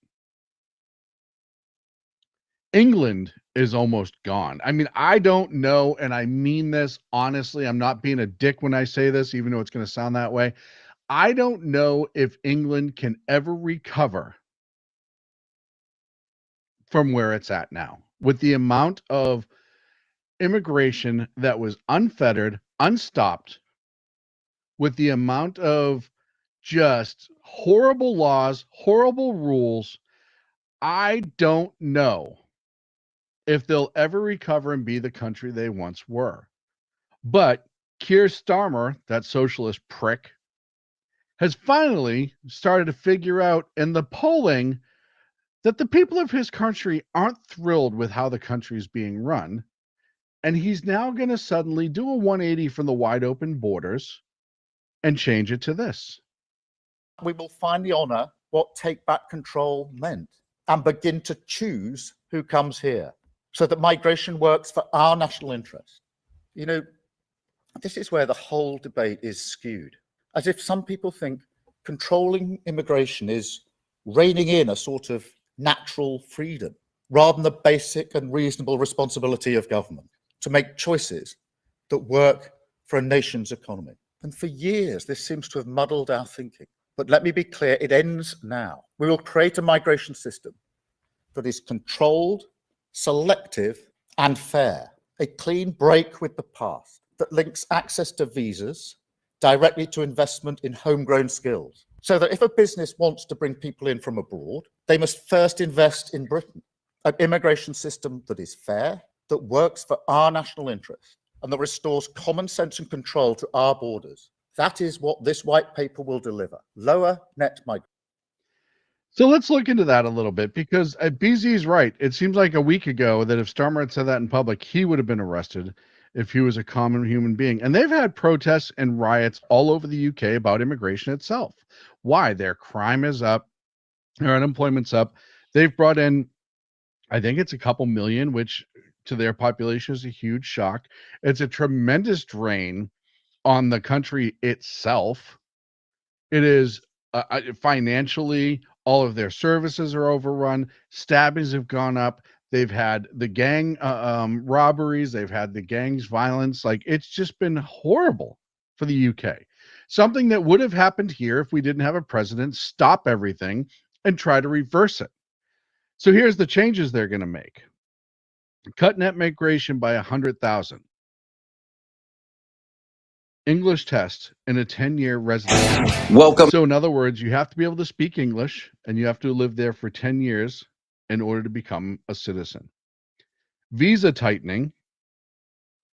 He did make a comment that he didn't want the UK to be an island of strangers. And I thought that was pretty xenophobic, don't you? He's not, again, he is not doing this because he truly believes this is the thing to do. He's doing this for polling. You see, Trump said he was going to do this. He ran on it, and now he's doing it. Starmer never believed in this. He wanted those open borders for as long as possible. He wanted to import as many liberal voters as they could possibly get. But I think there's an equation they finally figured out. If you start looking at all the mayoral elections, the county seats, or I forget what they call them, essentially city councils, they call them the council. It's starting to be won by a whole bunch of Muslim immigrants, people that have come there from other countries. And now the Muslim population in these communities is so large, they're voting them in. And if you're Keir Starmer and you're the white guy who's trying to hold on to power, what do you not want? You don't want somebody that a group of people being the majority of the vote that you will never win over, no matter what you do or say, you will never win that crowd over.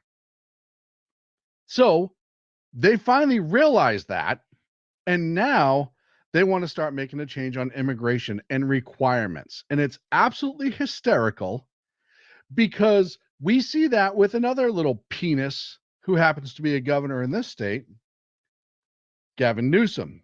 And I told you bastards, all of you, I told you, Gavin Newsom's trying to rewrite his legacy. He's trying to change who he is. I said this would happen as soon as Trump won. He's going to change who he is to the best of his ability. Once again, Democrats especially don't seem to realize the internet is forever, but he has to do something. He can't keep going the course he's going. He saw what happened to Kamala. So he's going to try to recreate who he is. And who is the new Gavin Newsom, which is not really a new Gavin Newsom. It's just like a Gavin Newsom that wants to be in power. He's a centrist, right? He came out recently, said all of a sudden, oh yeah, men don't belong in women's sports. After years of debate, after all the laws that he pushed for transitioning and all this other stuff in schools not being able, by the way, if you're not reading the chat room at shrmedia.com, you're missing out. I'm trying to post them all. I'm trying to keep up, but it's flying. Cool Whip. Jersey Joe. So after all that, you have to remember, California has the worst homeless problem in the entire country, I believe, percentage-wise. And 10 years ago, I think we started sinking money under Newsom into the homeless problem. And I think as of last year, it was $20 billion that this of taxpayer money. And don't just say, it's just your state taxpayer. No. Federal money went to that too. So all of you guys, Gavin, wasted your money too to try to fix it. And what happened? Homelessness in California went up, not fucking down. Because of all of the policies of the left, and it starts at the top with Newsom, all of the policies of the left, pardon me, that essentially did nothing to solve homelessness. They started all these nonprofits. All of these liberal leaders started running these nonprofits, and they started funneling money to themselves. And that's all that really happened. The homelessness, the drug, and the mental problem in California has blown up exponentially. Skid Row in LA is worse than it's ever been. Sacramento, you go under any bridge under a highway in Sacramento, and there's a homeless encampment. So last year, just before the election, just before the Palisades fire, they passed, they said that they were waiting for Grants Pass case to come up, which essentially said you can't move homeless people from city streets while they're camping. And the Supreme Court said, no, you can. That's silly. People have a right to walk. It's a public access way. It's yada, yada, yada. And then because they were seeing the polling, the internal polling that we all knew was horrible for Democrats and Kamala, they said, oh, we got to change course on all this. So now what we're going to do is say homelessness is bad.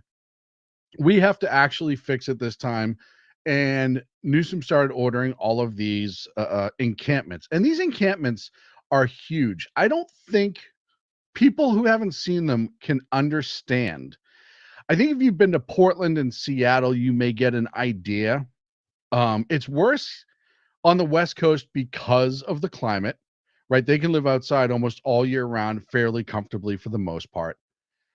You have stretches along beaches, residential communities, nice cities, where you have all of these burnt out motorhomes that have been abandoned and people are living in them. And I mean dozens upon dozens of these homes parked right next to each other, and the transients are living with them, open fires in them like it's crazy. You have full-blown shanty towns. Full-blown. Like something out of a post-apocalyptic movie. Pardon me, it's getting late. And it's only gotten worse. And I've said, I think I said on BZ's show a couple years ago, the only way this is going to change is if there's a massive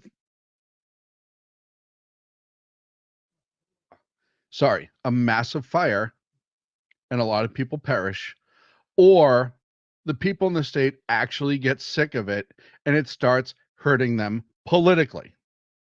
Well, the latter happened. So now Newsom released today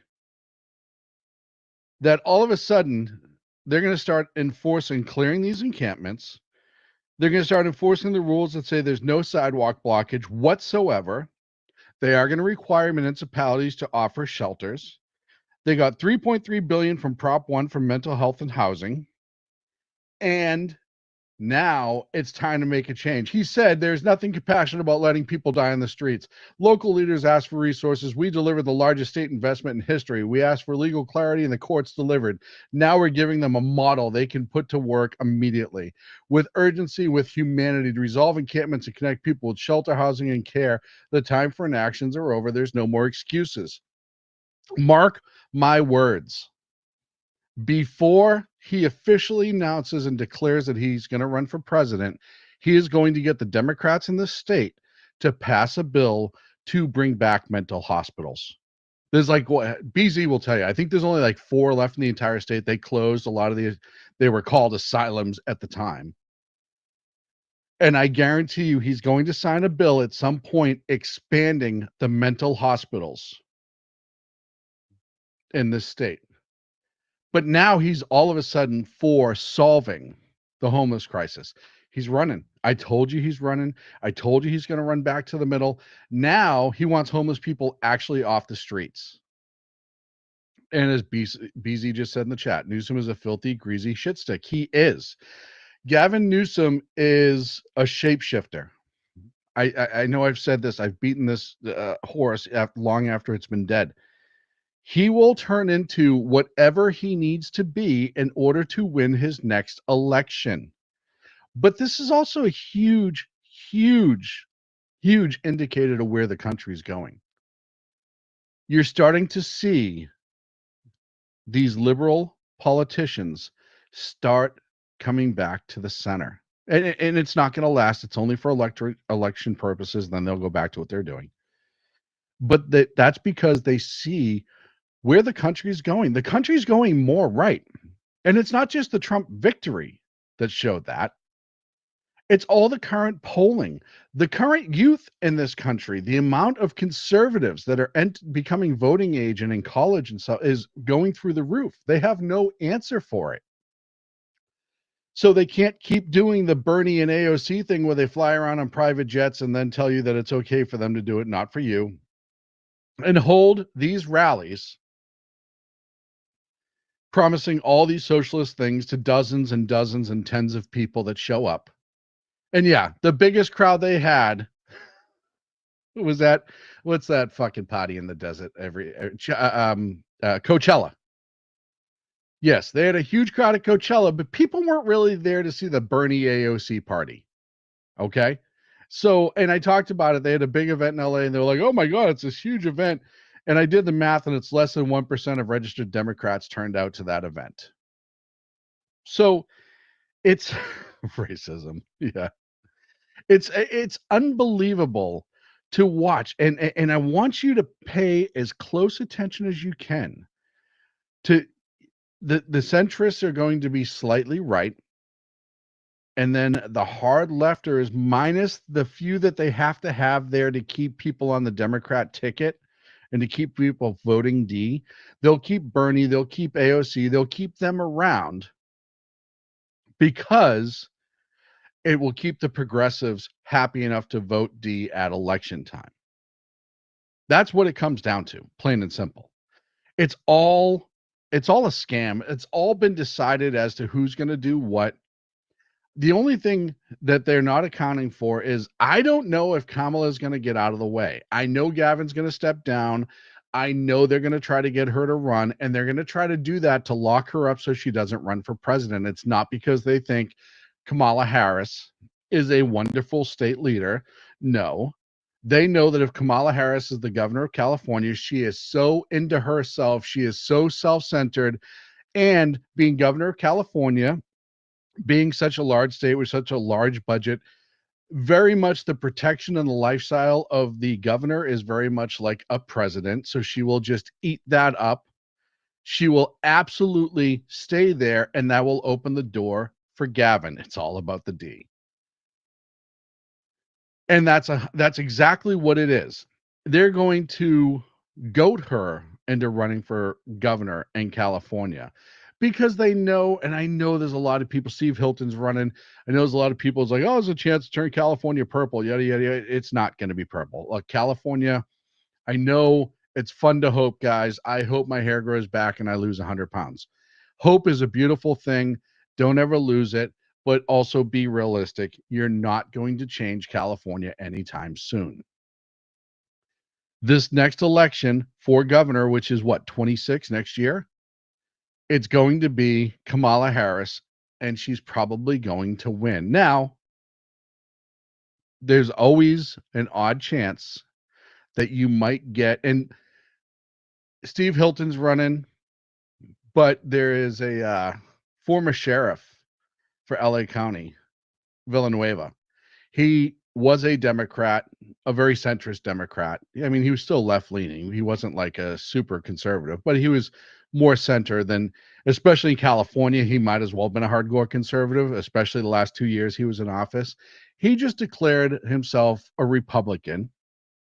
And I have my issues with some of the things he did as sheriff, but I don't think he's a terrible human being. Alex Villanueva, I think he is going to declare that he is going to run for office as well. He may have a shot because and I know Chad, the sheriff Chad, Riverside County is going to run, but Villanueva has a lot of pull in this state. And you are starting to see in the state assembly, you're starting to see some centrist Democrats leave the Democrats. It's happening more and more, not a lot. It's not going to change the state. Don't get excited. But it is starting to happen. So you might actually see they at least have much better Chad Bianco, that's what I was thinking of. You might see they have some numbers that maybe will be shocking, but will not overturn this state. I do want to give an update. Last Wednesday, I believe it was, as I look through my notes, I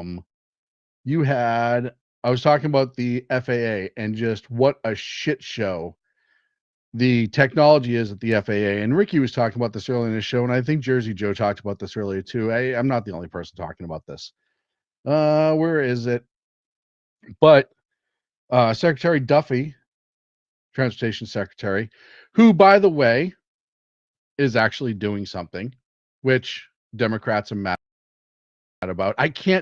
Ricky talked about this on America Off the Rails tonight over at KLRN. By the way, if you don't have a chance, check out KLRN, great friend of ours. They simulcast our shows. They're just wonderful folk, and I really appreciate what they're doing. And I appreciate that. And Lost Wanderer has a show. He's in my chat room right now over on KLRN.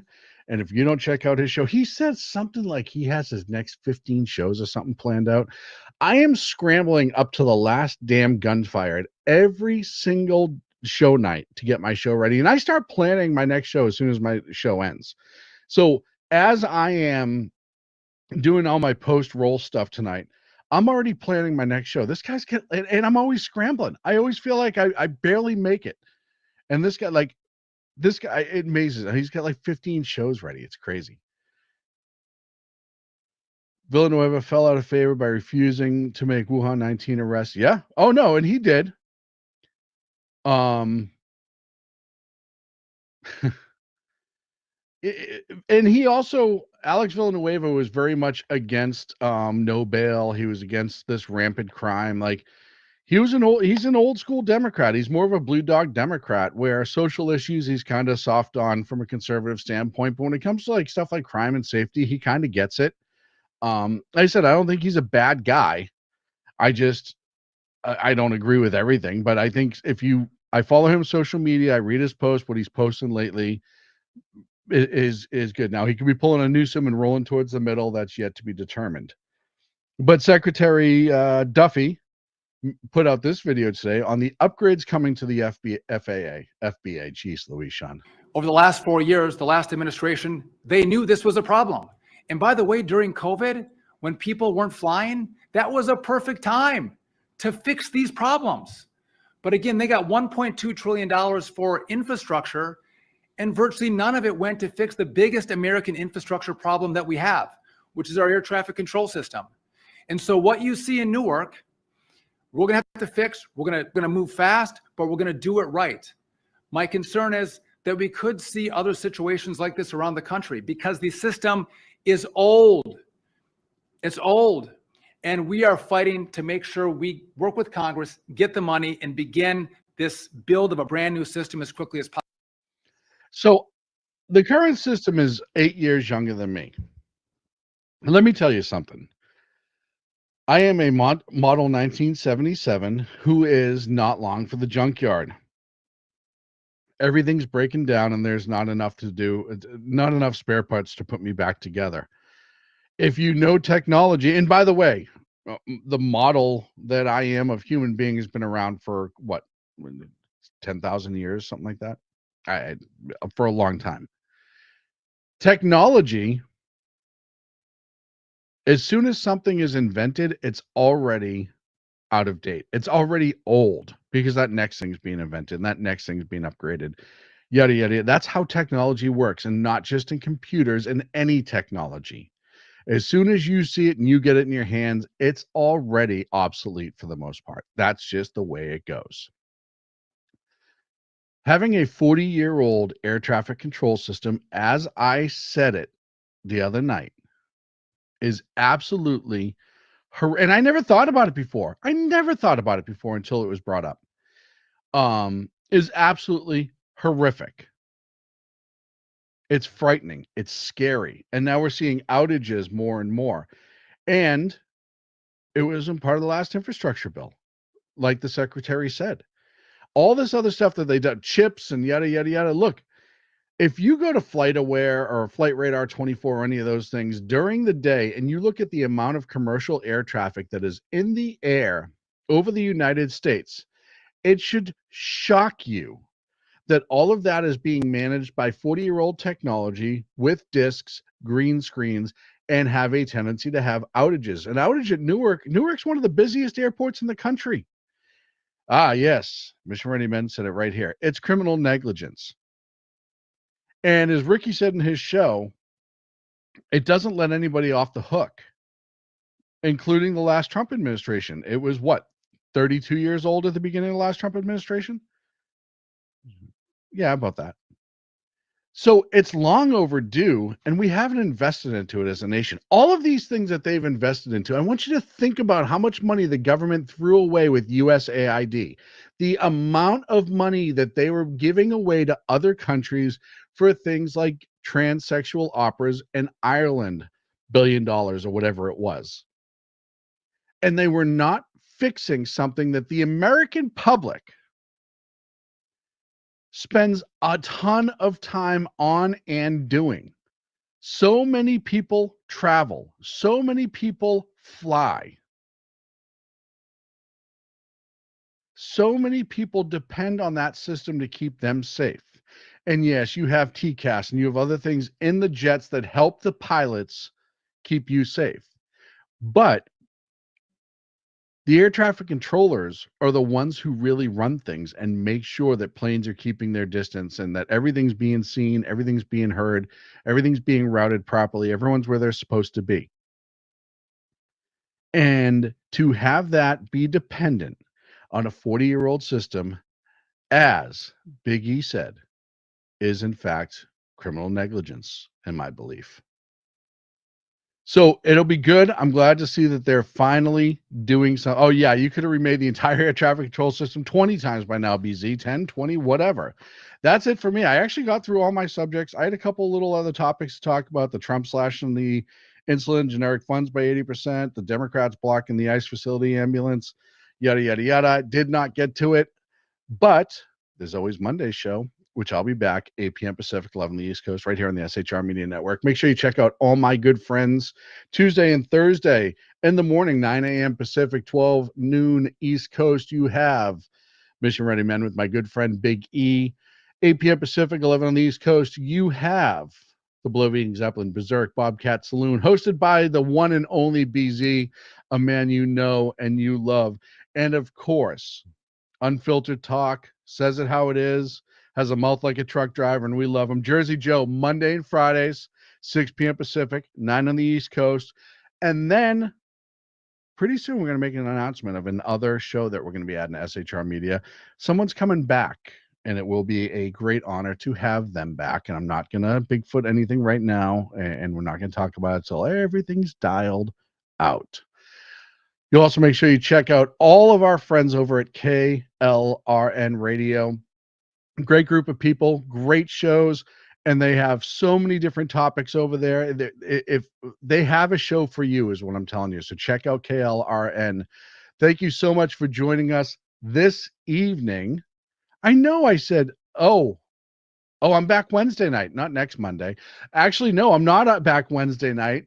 I have a very important thing to do with my daughter Wednesday evening. So I will be off this Wednesday. I will be back Monday. So I was right. I will be back Monday. I will be off Friday.